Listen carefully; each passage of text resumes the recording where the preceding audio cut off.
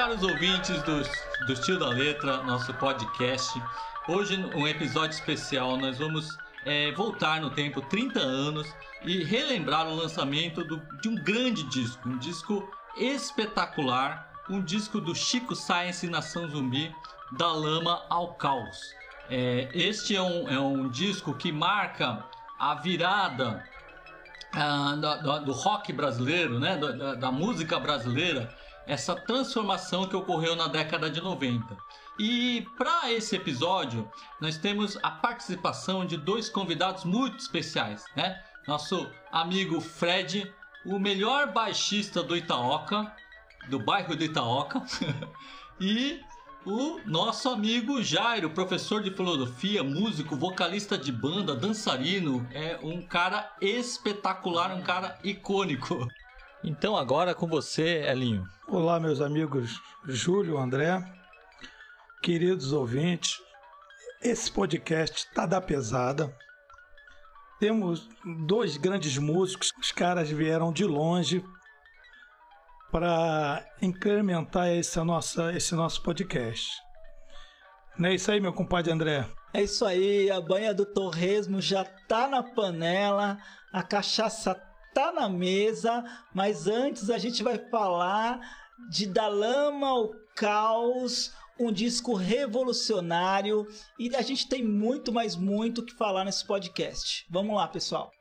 Caros ouvintes, então agora nós vamos ter o privilégio de ouvir o Fred. Fred, comentários sobre Da Lama ao Caos.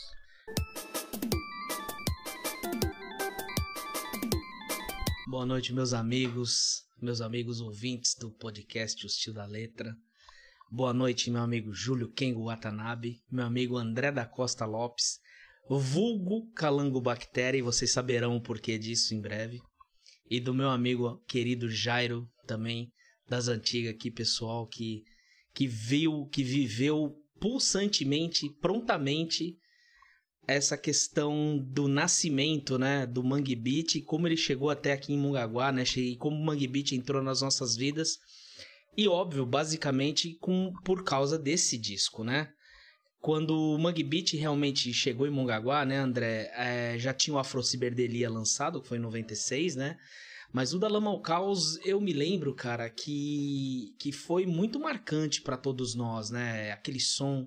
A gente ainda vivia 94, vivendo ali a sombra do grunge, né, da música neopunk, digamos assim, do pessoal lá de Seattle. Aqui em Mongaguá, a cena musical estava efervescendo muito, muito. Recentemente o André teve num outro podcast aí e falou sobre o assunto, né, André? E o André mesmo participou de várias bandas, entre elas a que eu particularmente considero a mais icônica de todas elas, que foi o Dead Fly, que foi o embrião da banda que viria a ser o Mangue Seco um dia, né? E que foi fruto também dessa evolução do som. O legal é que essa mistura do Mangue Beat com thrash metal, por exemplo, né? O Lúcio Maia, o guitarrista, ele era um guitarrista de metal, ele misturava thrash metal e o Dead Fly, né? Engraçado, né? Como as coisas se amalgamam, né? Se aproximam. No Dead Fly, de repente, uma banda punk vira uma banda Mangue Beat. Desculpa, Fred, só fazer uma intervenção aqui. Caros ouvintes, vocês estão vendo uma série de referências locais aqui da nossa cidade, né? Então, Mongaguá e tal. É porque esse movimento Mangue Beat teve uma forte repercussão aqui na Baixada Santista, na nossa cidade, né? Nós somos de Mongaguá.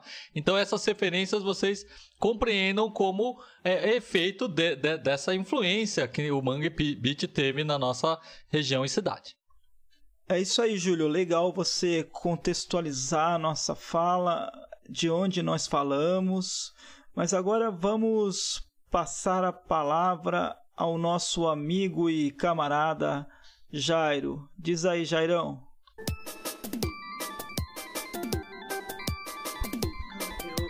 Eu não sei se eu vou cometer algum pecado aqui. Mas, André... se eu não me engano, foi eu que apresentei o Chico Science para você, que na verdade você conheceu o movimento Mangue Beat pelo Fred 04, né? Pelo Fred 04. Eu me lembro até que você falou, pô, você já escutou Mangue Beat e tal? E aí você me mostrou um som do Fred 04. E eu falei, cara, tem uma banda que é, pô, muito louca, caralho. Você precisa conhecer, então... E aí foi que eu apresentei pra você o Chico Sainz e Nação Zumbi. Se não me engano, foi uma coisa mais ou menos assim que aconteceu. Você lembra disso daí? Eu acho que foi exatamente isso. A primeira banda de Mangue Beat que eu conheci foi Mundo Livre S.A. E aí o Jairo me apresentou o Chico Sainz. Então, gente, é isso, cara. O Mangue Beat, ele teve e tem, né, uma importância muito grande na vida da gente, e ele mudou muito a cena musical do Brasil naquela época. Quem assim não acompanhou, ou quem hoje não ouve tanto, porque o movimento, né, como a música como movimento deu uma arrefecida, né, mas o movimento Mangue Beat, ele causou um impacto muito forte, né. E o que eu acho interessante é o seguinte, vocês estavam falando das influências, né? O Lúcio Maia, como o André falou, é um guitarrista. Se vocês ouvirem as guitarras do Mundo Livre, você vai ver que tem muito peso ali, né?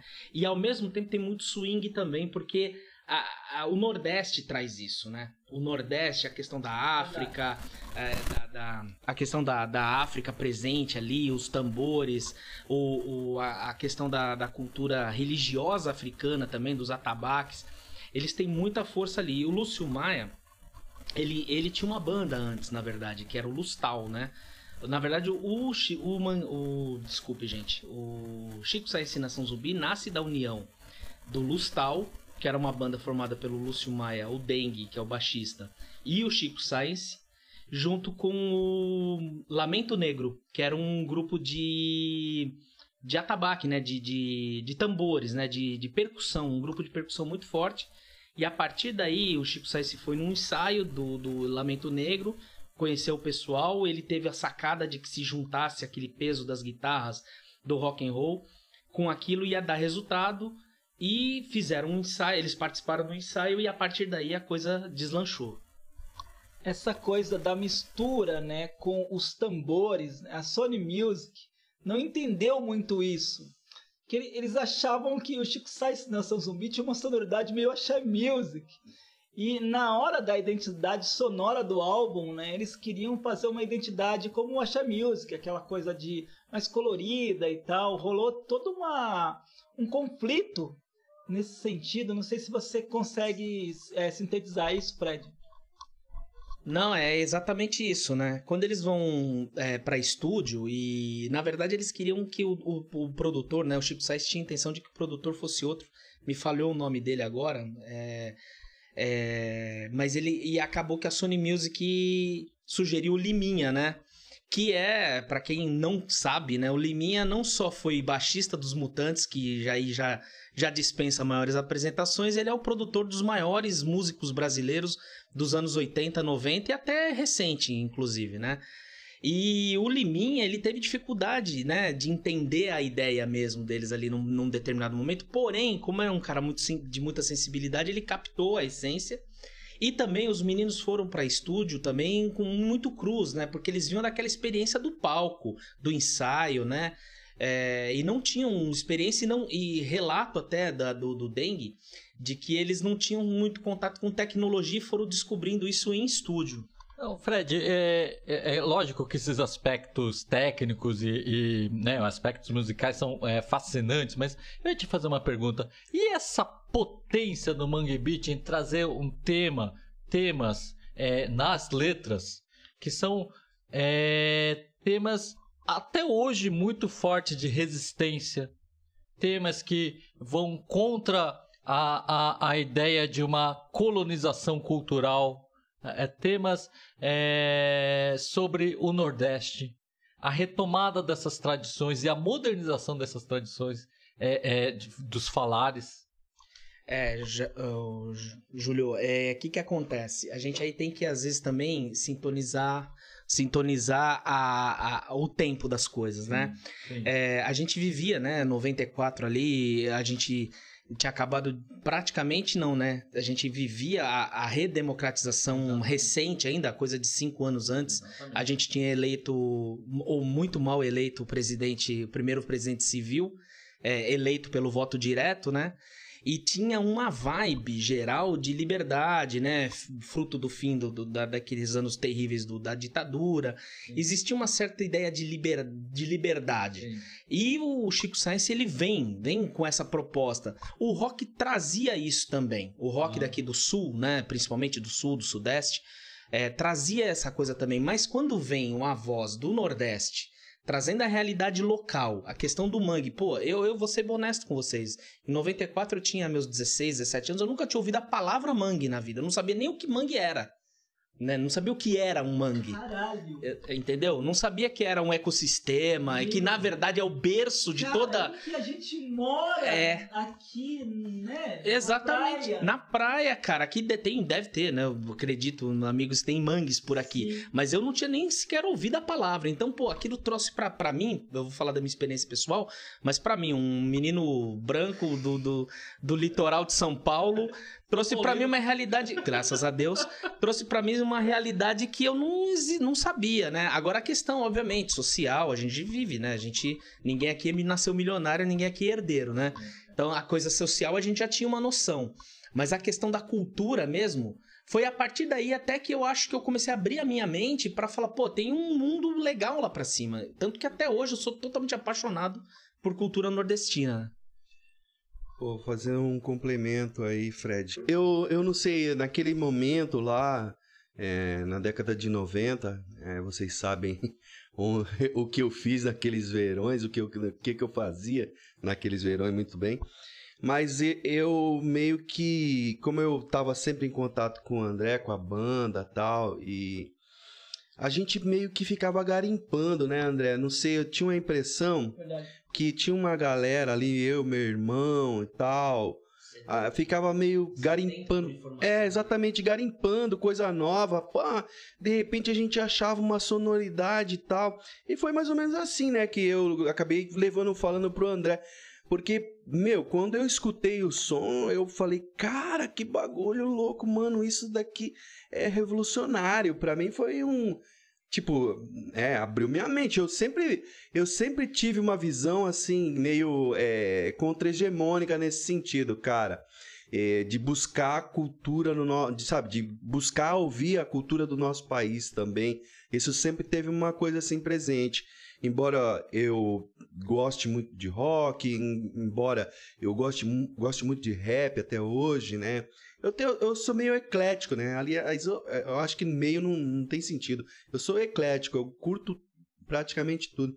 Mas eu sempre tive essa coisa de o que tá acontecendo agora? Outro dia, eu conheci uma banda nova que a menina me apresentou. Eu falei, pô, que eu escutei o som, falei, caramba, eu quero ouvir isso, pô. E é interessante, fica com o microfone.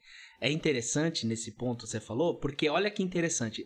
Você buscava informação num tempo onde não era fácil obter essa informação. Porque aqui na Baixada, aqui em Mongaguá principalmente, desculpa, tá sendo regionalista demais, mas a MTV pegava muito mal. Ela era canal UHF e aqui a frequência era VHF. Ela pegava no canal 32 UHF em São Paulo e aqui não pegava. Então era difícil chegar essa informação.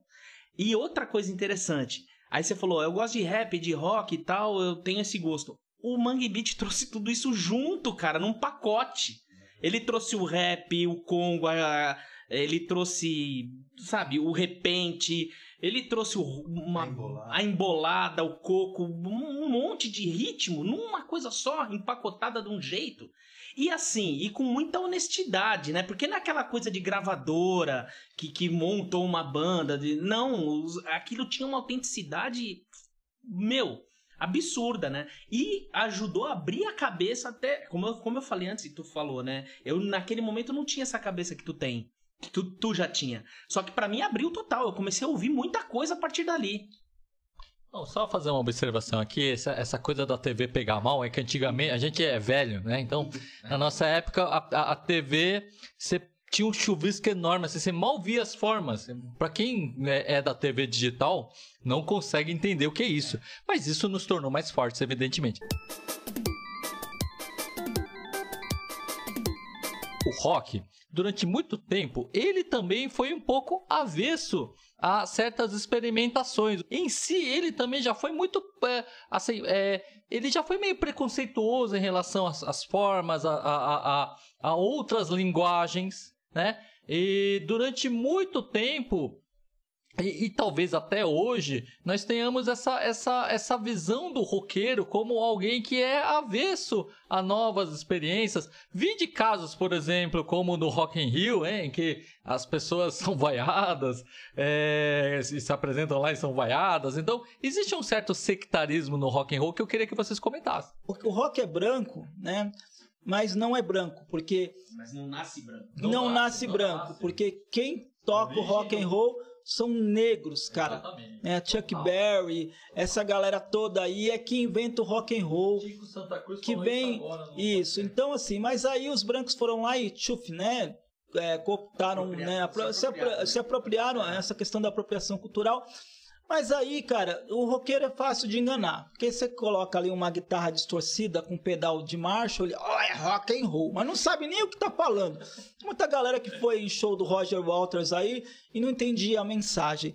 Então, eu só quero citar aqui a mensagem, cara, do monólogo ao pé do ouvido aqui, do começo, que as pessoas também não entenderam muito Chico Science, porque tem uma mensagem muito forte, um posicionamento político muito marcado, e as pessoas não entenderam. Olha só, cara, modernizar o passado é uma evolução musical. Cadê as notas que estavam aqui? Não preciso delas. Olha que revolucionário, cara. Basta deixar tudo soar bem aos ouvidos. O medo dá origem ao mal, cara, resistência. O medo dá origem ao mal. Você não tem que ter medo, cara.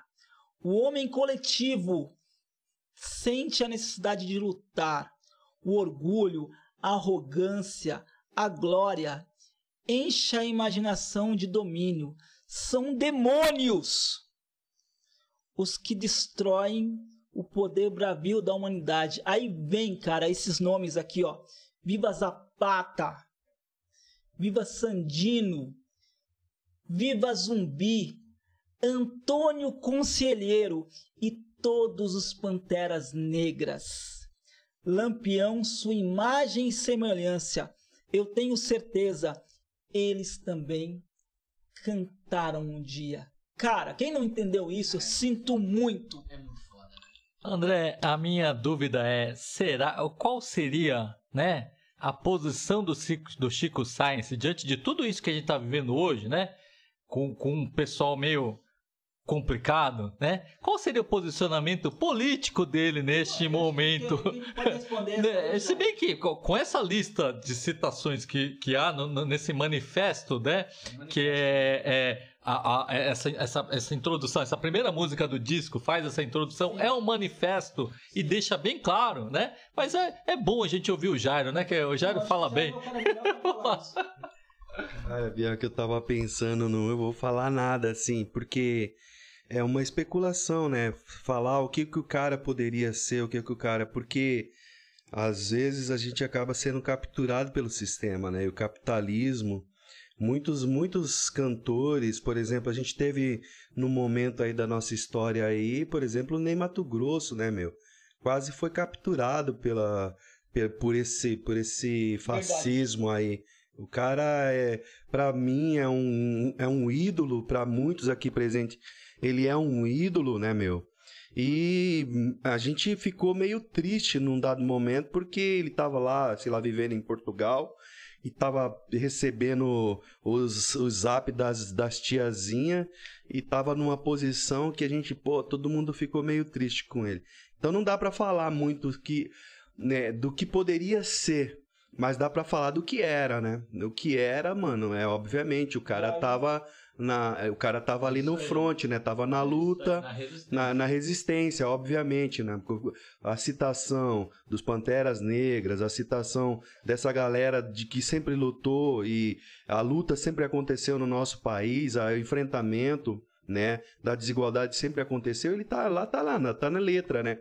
Outra coisa que eu gostaria de falar, André, é interessante, assim, embora essa questão política seja interessante, tinha um festival né, no Nordeste, acho que é em Pernambuco exatamente, chamado Abril pro Rock, que começou em 1993, mas foi em 94, se eu não me engano, que foi o ano que a Nação Zumbi tocou. E foi a partir dali que a gente tava meio buscando essa... Foi no de 93 mesmo. Então, mas eles tocaram, mas só que... Tocaram em 94 também, exatamente, mas só que acho que no de 93, Fred, você tem razão, mas eles não eram ainda... Não, assim, eram regionais. Eles eram bem regionais, mas já o próprio festival, ele ganhou uma notoriedade maior a partir do segundo ano, né? E aí a galera começou a olhar pro Nordeste e falar, mano, os caras estão produzindo rock, material, coisa de qualidade lá. Interessante, Jair, desculpa te interromper, só porque essa questão da notoriedade, né? A gente tá aqui no sul, no sul do Brasil, no sudeste do sul, mas as coisas são muito notórias já. O problema é que nós não sabemos, parece que a gente às vezes está em outro continente e descobrindo um mundo novo que tá lá em cima, mas as coisas estão acontecendo lá. O Abril pro Rock já era muito estourado. Nós é que ainda não sabíamos, né? Mas é só esse contrato. Não. Assim, fala assim, né? Como muito da cultura nordestina, né? E do norte. Sobre certo aspecto, né? Porque que a gente tá falando 93, 94, era logo no começo também, assim. A galera meio que olhava aqui do sul, meio que torcendo o nariz, obviamente, né? O rock no Nordeste e tal. Mas você falou uma outra coisa que me fez lembrar, assim, uma coisa interessante sobre essa questão da regionalidade, né? Eu sou nordestino, eu sou filho da Paraíba, eu nasci em João Pessoa, mas eu vim pra cá muito criança, vim com 1 ano e meio, então praticamente me criei aqui e me descobria, assim, eu sou nordestino, eu quero essa cultura, eu quero representar essa cultura, cara, mas obviamente não trago toda a carga da cultura, cara. Eu tenho muito respeito, eu tenho, sabe, sim,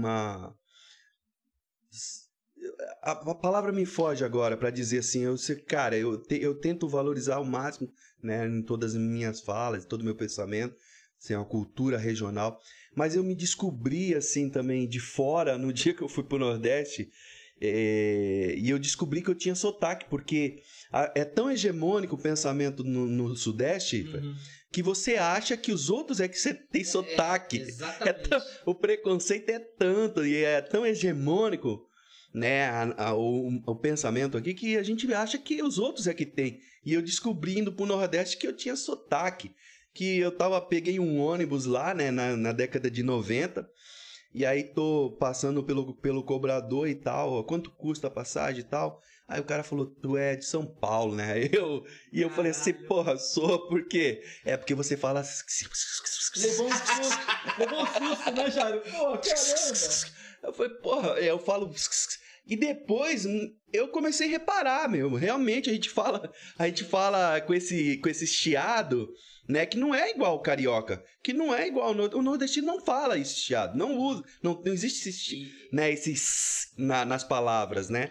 E no nosso linguajar tem, cara, e você vê, é tão hegemônica essa força que a gente acaba falando, o nordestino fala estranho, ou às vezes quando o cara tem preconceito, né, ele fala nordestino, fala do nortista, fala até do sul, o pessoal de Santa Catarina tem um sotaque também meio puxado e tal. Florianópolis, então. Mas a verdade é que a gente também tem o nosso sotaque, né? E aí eu fui descobrir. Assim, e é interessante, porque é uma experiência meio que antropológica, né? Assim como a música traz também essa experiência antropológica, que é isso que você falou agora, um pouco assim, a sonoridade local, a coisa, quanto mais regional, quanto mais local, parece que é mais universal também. E acho que é esse universalismo um pouco uma coisa que eu busco, sabe, na literatura, na música, em um monte de coisa que eu faço na minha vida, eu tô meio que buscando como que o local pode ser universal, né? E eles conseguiram fazer isso, né, meu? Porque a música deles ganhou o mundo, né, velho? Era totalmente... Jairo, essa é a proposta do manifesto Mangue Beat, né? Ele é totalmente isso. Ele é totalmente... tem até a frase que o Chico Science usa muito, até numa participação no finado programa livre do Serginho Grossman. Ele fala que botaram uma parabólica no mangue e aquilo se difundiu para o mundo inteiro. Eu só quero fazer um adendo rapidinho, o Júlio e André, só para responder a uma questão do Júlio que eu achei interessante. Quando ele fala da questão do rock não ser aberto para muitas coisas. Isso é um fenômeno cíclico no rock, tá? O rock, por vezes, é fechado e por vezes ele se abre. E assim, não fosse essas aberturas que o rock dá, a gente não chamaria o rock beat como uma variação do rock também, né? E onde eu digo isso? Por exemplo, nós citamos aqui há pouco Mutantes. O Mutantes foi uma baita confluência de estilos, de mudança, de abertura de mente para novas tendências, entendeu? Para questões regionais, o Raul Seixas trouxe o forró. Fala-se muito dos Raimundos, né, que são contemporâneos também aí do Chico Science, né? Mas o Raul Seixas trouxe com Let Me Sing, ele meteu o baião dentro do rock and roll num festival de música, entendeu? Então, assim, só complementando, Andrezinho. Porque os mineiros, cara, o pessoal do Clube da Esquina, é tudo rock progressivo, cara. Não, e aí eu aí eu vou até mais longe. Na minha humilde concepção, Zé Ramalho é rock, velho. Zé Ramalho é rock. Ouve a música dele, ouve a letra dele, ouve a postura dele, o cara é totalmente rock and roll, velho. Entendeu? E ele mete lá um baião. Então é isso, Júlio, você tem razão. Há momentos em que o rock se fecha e sabe, no meu ponto de vista, quando ele se fecha? Quando ele vai pro mercado. Quando ele começa a se preocupar com o mercado, ele se fecha. Entendeu? Quando ele tá livre, sem se preocupar com like, com venda, e ele tá preocupado na criação, o rock and roll contribuiu muito, muito para a variedade de estilo e de som que a gente tem hoje. Cara, você foi na mosca, porque o Da Lama ao Caos não vendeu muito. Não vendeu. Não foi um sucesso de vendas. E aí tem uma jornada dos caras depois do disco lançado, para tocar a música nas rádios rock de São Paulo. Não queriam tocar, diziam que aquilo não era rock and roll. E aí a gente está falando não do público, mas do mercado fonográfico, do meio, que não se abre. Então, às vezes, a gente precisa fazer uma análise, e essa análise do Fred foi sensacional. Quem é que fecha pro rock and roll? Espetacular essas análises e vou pensar com vocês aqui. Cara, um disco que traz a lama e o caos só pode ser um disco espetacular.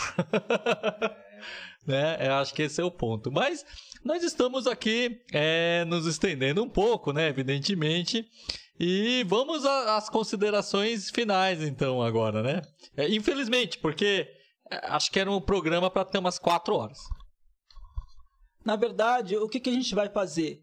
Vai dividir esse programa em 2, porque a gente ainda precisa falar da música que a gente tocou, a cidade, comentar essa música, que tem muito para comentar. Então, a gente vai dividir esse programa em 2. André, posso fazer uma proposta? Vamos fazer assim, faixa a faixa? No próximo programa? Vamos na segunda parte, vamos fazer item por item aí que compõe o disco, porque eu quero muito comentar sobre o rio, a lama e o caos. E o overdrive. E o overdrive. Os rios, as cara, os overdrives, né? Essa música merece uma análise toda particular. Ô, Júlio, então antes de terminar, só quero dizer que o Elinho não participou muito porque ele teve um compromisso. Mas ele vai e ele vai no próximo podcast, ele vai fazer as análises. Eu vou dar a palavra para o Jairo para se despedir do público, ele estará aqui no próximo também, e depois para o Fred para se despedir do público. É isso aí, galera. Gostei muito de participar do podcast. Agradeço a oportunidade aí do convite e, claro, se tiver outras oportunidades, gostaria de participar também. Pois é, mas eu acho que só para encerrar um comentário aqui hoje, assim, interessante, porque também o Chico Sainz Nação Zumbi, né, e o movimento Mangue Beat abriu um mercado musical pro Nordeste, né? E a gente está vivendo até hoje, que o Baiana System e outras bandas que surgiram, né? E que estão influenciadas, obviamente, você vê ali a influência do Mangue Beat, claro, em tudo isso, né? Perfeito. Então, eles abriram definitivamente, né? O mercado da música, do rock pro Nordeste, né? Para produção.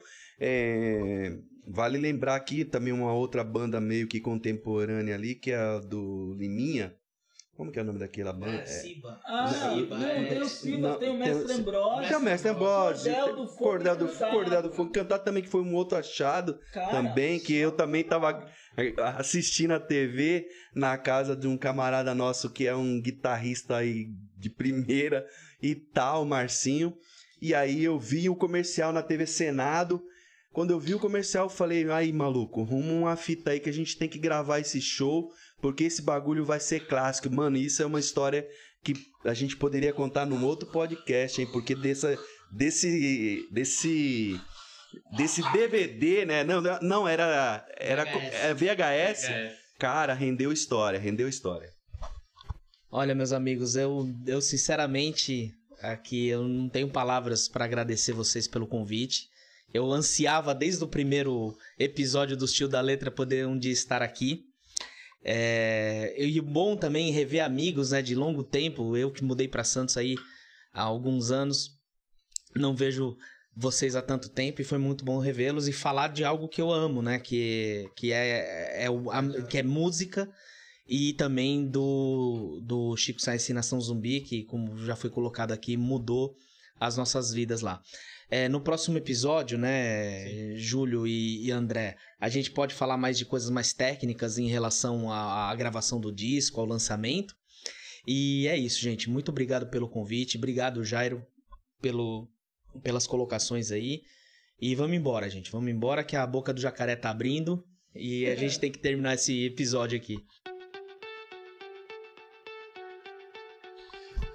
É isso aí, gente. Então, para finalizar, né, quem está nos ouvindo, curte, compartilha, divulgue, ajude a espalhar a ideia do Tio da Letra, né, do nosso podcast, ok?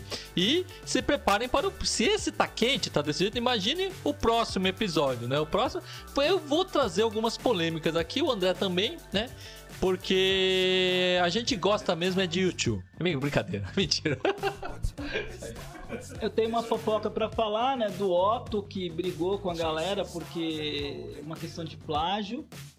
E vamos terminar o episódio com a música A Cidade, interpretada pela banda Trovadores da Madrugada, com Hélio Guadalupe na percussão, Fred no baixo, Jairo nos vocais e eu, André, na guitarra, dando maior arranhada aqui na guitarra, mas vai ser muito legal, vocês vão curtir. Valeu, gente, até a próxima. Valeu.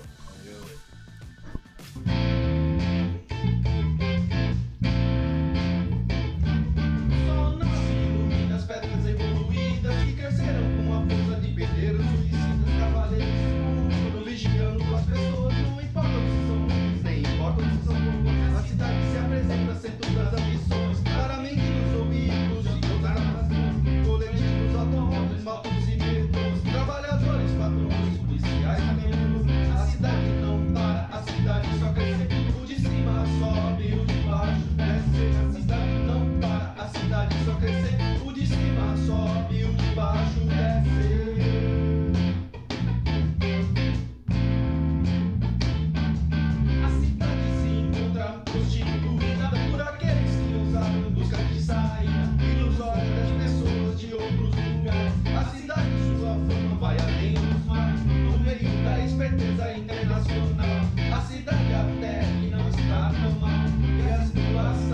sempre mais ou menos, sempre uns ou mais e outros ou menos. A cidade não para, a cidade só cresce, o de cima sobe e o de baixo desce. A cidade não para, a cidade só cresce, o de cima sobe e o de baixo desce.